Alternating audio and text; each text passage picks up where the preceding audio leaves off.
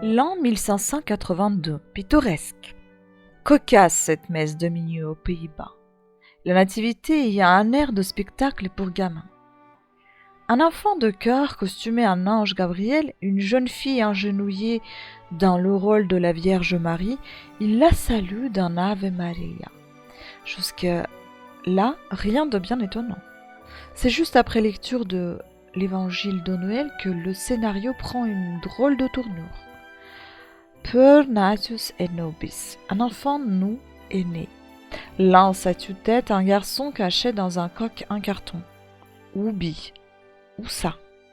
Mugit un autre sous sa peau de bœuf. À Bethléem, belle de concert, 4 brebis. Yagne, yagne, allons-y. Bré, en conclusion, le bédo, un pot d'âne.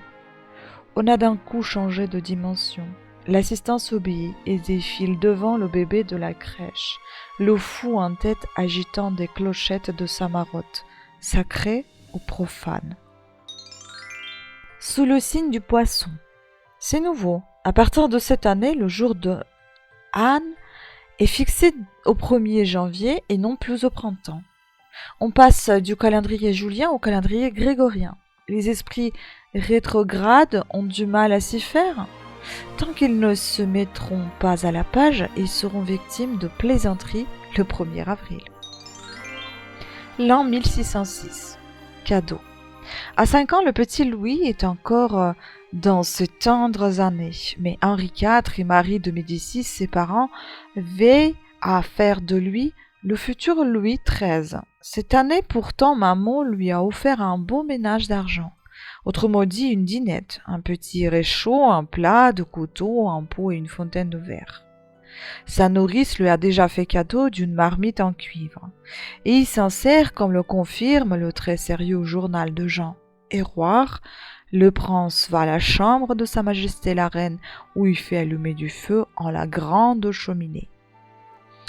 Il y place sa petite marmite dans laquelle il met du mouton, du lard, du bœuf, des choux.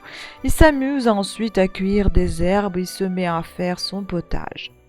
Ses poupées l'amusent autant que ses soldats de plomb.